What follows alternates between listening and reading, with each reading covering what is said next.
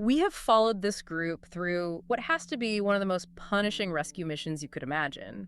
I mean, they've gone through a deadly ambush, they faced down the Cragmaw goblins, they endured the loss of John Raskin. Which was a huge blow. A huge blow. And they finally liberate Gundren Rockseeker, only to find out that, the job is far from over. Right. They're at the end of their rope. Days of just grinding exhaustion, carrying their dying friend, and they finally see it on the horizon. Phandalin, the place that was supposed to be their sanctuary. But sanctuary, in this context, is a very, very relative term. Today's deep dive is all about that. Yeah. That chaos of arrival. Exactly. Our sources detail this immediate jarring shift in the threat level. The mission they have is just defined by this overwhelming urgency. It's twofold, really. First, Gundren is critically injured. Our notes confirm a punctured lung. He needs immediate, probably specialized medical help. And at the exact same time, they have to report this massive robbery of the Lion Shield coaster goods, which could be politically explosive. So the core of what we're looking at today is what happens when the civilization you fought so hard to reach just fails you. Phandalin is supposed to be the finish line. But the act of just getting there, the final few miles, it just underscores the desperation of everything that came before. I mean, think about the logistics of it. Oh, it's bizarre. They're dragging a heavy, unconscious dwarf on a stretcher they threw together, and the thing pulling it all, the motive force. It's Plepgia, the turtle druid. And his foot is still stuck in that perpetually swift, magical boot.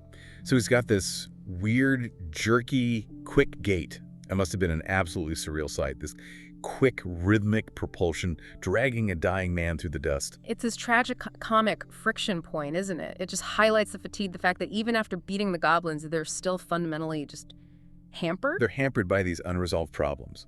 And the sheer effort of just keeping Gundren alive means they don't arrive like conquering heroes. No, not at all. They show up as these visibly exhausted, wounded people begging for help. And what do they find? The sources immediately paint Phandalin not as a bustling town, but as something ripped right out of a forgotten Western tale. Dusty, wary eyes peering out from behind shutters. It promises lawlessness, not refuge. And that contrast between the civilization they expected and the actual decay they find, that's the crucial starting point for everything that happens next. We really need to break down this environment. Right. Let's unpack this journey through the dust and into the arms of, well, not quite law. Not at all. So the party makes their stumbling entry onto these dusty outskirts. They're still burdened by the stretcher, by the boot, by just the pure trauma of the journey.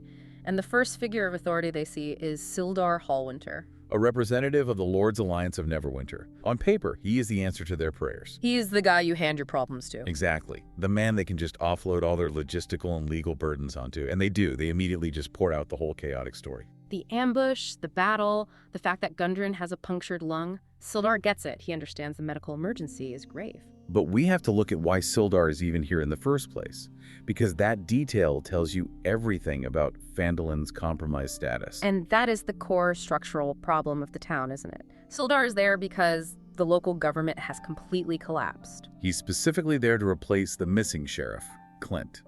And not just Clint. His entire family, they vanished. Vanished. The sheriff isn't on vacation. He's gone. His family is gone. This confirms not just a leadership vacuum, but a complete systemic failure. It implies the town became so unsafe that its official protector either fled or, something worse. Or was eliminated. It suggests total institutional paralysis. The Redbrands didn't just get powerful, they seized power because the actual authorities either couldn't or wouldn't do anything about it. So Sildar is basically a patch. He's a hastily deployed patch on a massive wound, trying to impose this veneer of Neverwinter law on a town that's been operating without it. And it limits his effectiveness from moment one. And you see that immediately in his concerns. The party is worried about the gang problem, the immediate threat on the street. But Sildar's mind is elsewhere. He's focused on a vastly larger regional catastrophe. He explicitly names a major threat plaguing the whole territory: a white dragon. This is such a crucial strategic divergence. Okay. For you, the listener, you need to see this. The party is focused on solving the immediate problem, the Redbrands, the Black Spider, the local thugs. The fire that's burning right in front of them. Exactly. But Sildar is prioritizing the existential threat, this massive, intelligent, destructive creature. And you have to question his strategy there. Is he right to be focused on the dragon? Or is he failing his primary duty, which is to restore order against the criminals who are right now shaking down innocent citizens? I think he's trying to triage, but it still feels like he's missing the point. If the Redbrands are destroying the town's ability to even function, that decay is what enables the larger threats to move in. He does offer some practical guidance, though, based on the infrastructure he knows still exists. Right. For Gundren, he points them to the only known resource, Sister Gorell at the Shrine of Luck. And for them, the survivors, he suggests the Stonehill Inn for lodging. And he does, thankfully, validate their intel on the local menace. He confirms the Redbrands are real, that they're a problem, and that they're led by this enigmatic figure known only as Glassstaff. We only get this sense of him from, the image of a red hat and the fear he inspires.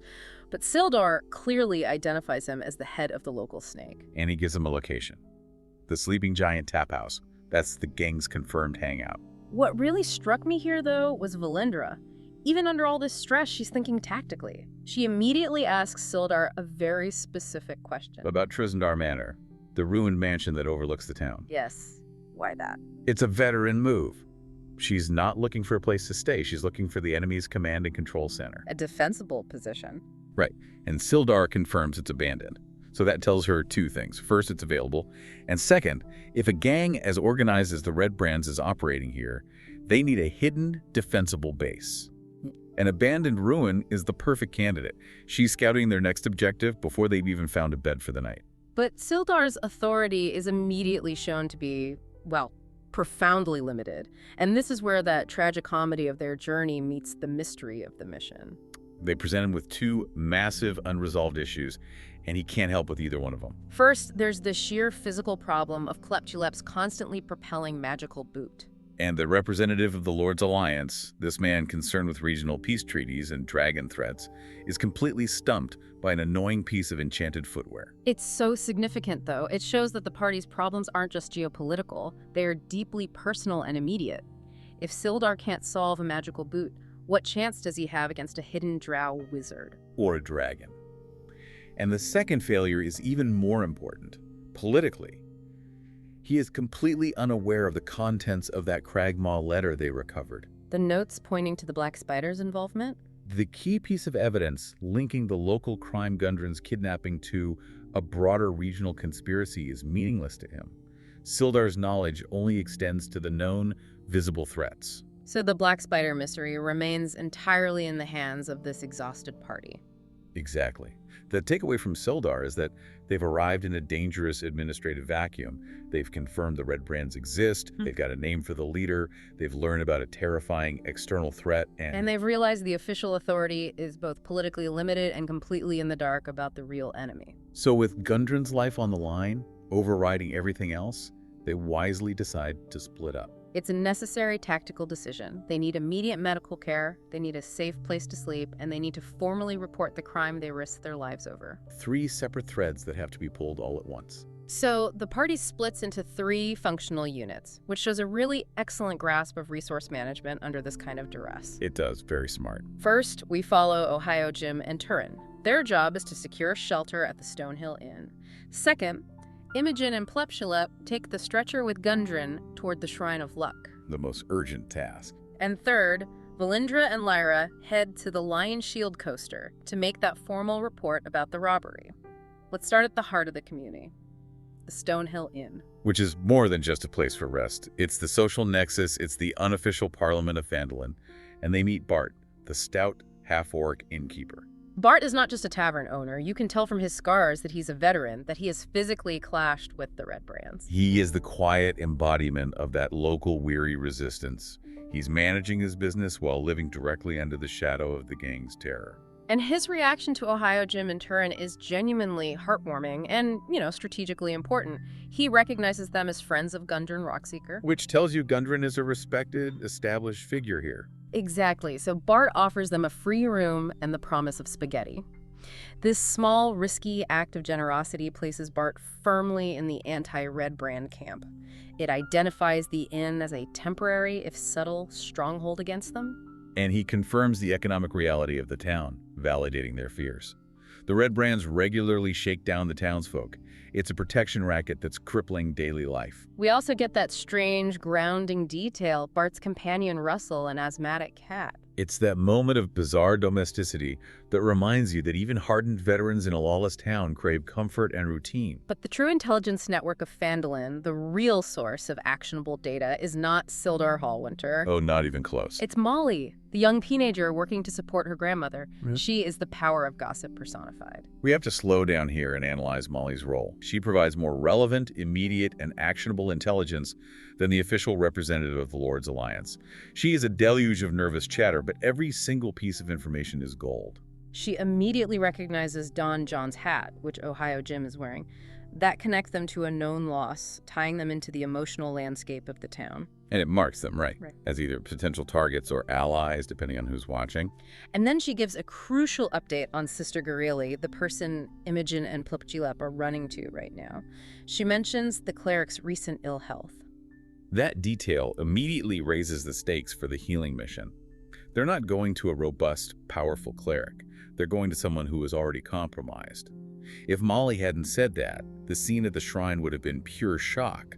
But now they know something is systemically wrong there. She also gives them a pivotal lead about the Redbrand's larger ambitions. She points them toward Halia Thornton, an exchanger for the mines, Suggesting Halia might know more about local caves and mining history. which connects the local crime operation, the Redbrands, to the underlying economic engine of the town, which is mining. It suggests the gang's goal isn't just shakedowns, it's resource control.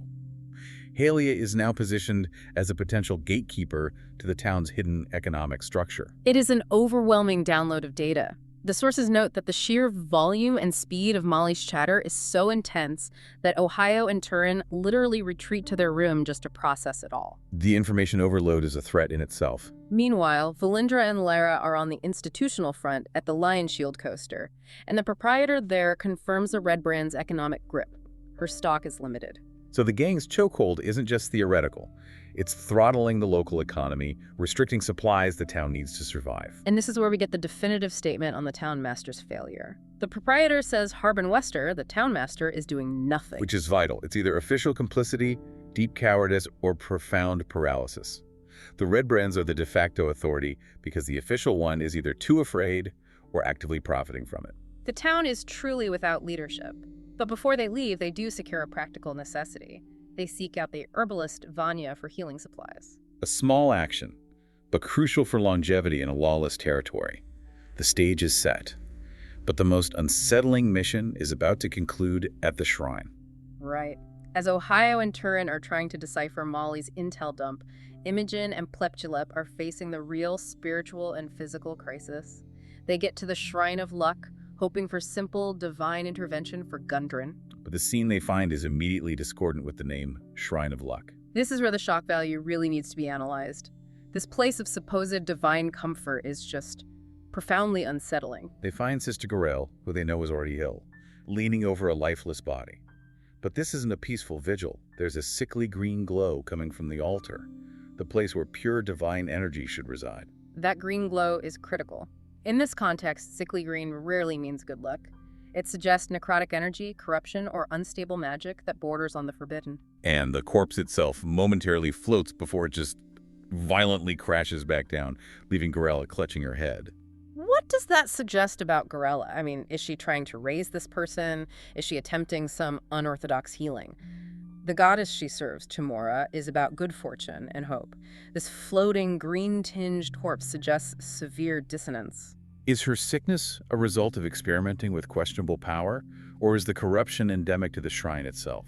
The sources strongly suggest Grail is operating beyond the pale of traditional faith. Whether it's desperation or something else, the image is one of a cleric struggling to control energies that might be overwhelming her. Which would explain her physical illness. Imogen and Plupchilep are witnessing a desperate, maybe even corrupted attempt to manipulate life and death right where they expected pure succor. Despite the disturbing ritual, Garella immediately recognizes the primary crisis, Gundren. She shifts from her terrifying work to her medical duty. She listens to his chest and confirms the punctured lung. The diagnosis is dire. It demands immediate action. But the healing process she starts is surprisingly mundane, which contrasts so sharply with the green glow. She asks Imogen to go get honeycomb from Barthen's provisions, a key ingredient for a healing salve. And this seemingly simple errand sends Imogen into another layer of Phandalin's broken economy. And once again, the Redbrand's chokehold is evident. At the provisioners, Barthen and his hands are openly lamenting the gang's restriction on basic supplies. Even honeycomb, a simple medicinal ingredient, is scarce. Because the Redbrands are regulating trade and extracting taxes, it emphasizes that this crime wave impacts health and survival, not just luxury goods. So Imogen returns and Garaele prepares the salve. She offers to care for Gundren right there, arguing for proximity to the altar. But Imogen is deeply unnerved. The vision of that sickly glow, the uncontrolled corpse, Garaele's obvious distress, it creates this profound sense of spiritual danger. That psychological barrier is paramount. Despite the promise of immediate, dedicated care, they decide the Stonehill Inn, where the rest of the party is gathered and armed, is safer than the Shrine of Luck with its resident undead problem. They opt for collective security over spiritual isolation. But Garaele leaves them with this note of genuine hope. She promises to tend to Gundren at the inn, and she offers a heartfelt prayer to Tymora that the sources say fills them with a tangible sense of optimism. And she gives Imogen a four-leaf clover, a specific, potent symbol of Tymora's favor. It's a moment of profound spiritual contrast, genuine blessing amidst these disturbing dark arts. This juxtaposition of hope and horror is critical. They leave the shrine carrying a dying man, bolstered by a sliver of luck. And immediately walk directly into the physical threat they thought they'd avoided. This is the climax of their arrival, where all the layers of Phandalin's chaos just converge. Imogen and Plepshep are at their most vulnerable, physically burdened, emotionally strained, trying to navigate the central street. And the Redbrands finally materialize to assert their control. All the warnings from Sildar, all the complaints from Bart, all the fear from Molly, it all coalesces now into four menacing figures. And the sources describe the confrontation moving immediately from taunts to threats. That classic moment where bullies realize they have easy prey, strangers carrying something valuable and defenseless. Plepjaleb, ever the diplomat, tries to reason with them, tries to explain they're just passing through, trying to save a friend. But the Redbrands aren't interested in discussion. Their authority is built on immediate violence and intimidation. The flashpoint is Imogen's defiance. She refuses to just stand down and accept their lawlessness, and that ignites the conflict. And what's impressive is the party's immediate, resourceful reaction, even while guarding an unconscious man on a stretcher. They use tactical crowd control. A spell effect causes the street to become slick with grease, Immediately disrupting the Redbrand's footing and maneuverability, a crucial move. They neutralize the physical advantage of the thugs before a single sword is even drawn. And Plepshep, the druid with the magically propelled boot, prepares his own unique volatile weapon, a Molotov cocktail. They are prepared to meet violence with highly creative and dangerous countermeasures. The battle is joined, the Redbrands are sliding in the grease, and the party is poised to fight. But this is where the local threat is brutally interrupted by the regional existential one. Just as they engage, a sudden, unnaturally profound chill descends on the town. This isn't just cold mountain air. This is a dramatic environmental shift. It signals immense unnatural power. The air itself seems to freeze. Then comes the sound that defines pure primal terror.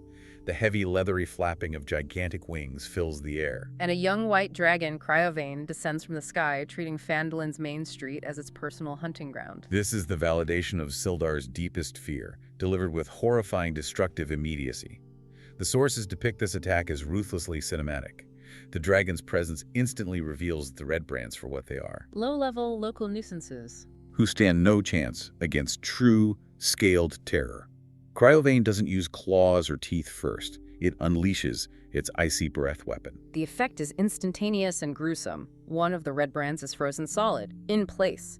The ice isn't a temporary chill, it petrifies him instantly. And then, in a terrifying display of reptilian hunger, Cryovane consumes the petrified body. This isn't a political statement, it's a brutal, simple act of hunting.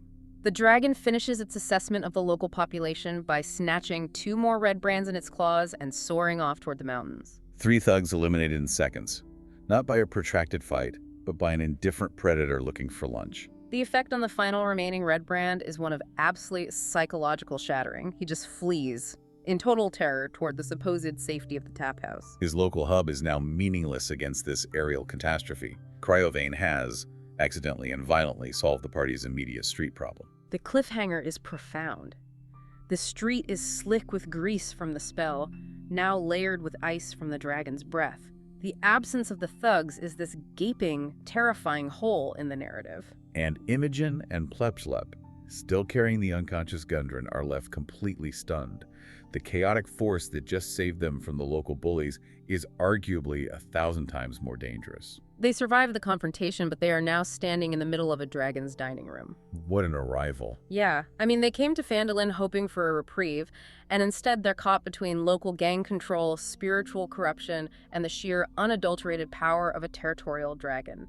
They wanted safety, they found a higher grade of chaos. The immediate analysis for you, the listener, is that the threat hierarchy in Phandalin has been terrifyingly established. The Redbrands, led by Glassstaff from Tresendar Manor, they were the focus of the town's fear. A systemic nuisance that throttled trade and silenced the government. But the dragon, Cryovane, is a force of nature that entirely bypasses local concerns. Its intervention wasn't deliberate aid. It was a chaotic coincidence that just happened to benefit the party. And Silzar's quiet worries about a regional threat have now been validated in the most public and deadly way imaginable. If we connect this to the bigger picture, the party has the Cragmaw letter confirming the Black Spider's involvement, the hidden, intelligent mastermind in the shadows. And now they have encountered Cryovane, the obvious, terrifying apex predator in the sky. Phandalin is caught between an invisible war orchestrated by a Drow wizard and an aerial war waged by a white dragon. So now they have an unconscious Gundren being tended to by a morally ambiguous cleric, a web of leads about mining history from Mali, and a four-leaf clover as a token of fragile hope. Their safety was bought by the death of 3 thugs who were utterly meaningless to the dragon's hunger. Think about the strategic implications here. The Redbrand's power structure just received a crippling blow, inflicted not by law but by pure anarchy. So the question shifts from, how do we fight the thugs, to how do we operate in a town where the most powerful law enforcement is a hungry, flying reptile? The Redbrands were eliminated not by heroes, not by law, but by a creature of pure, destructive cold. If chaos is the new normal, what happens when a monster's survival instincts align temporarily with your best interests? You may have survived the local thugs, but you are now standing in the middle of a dragon's hunting ground.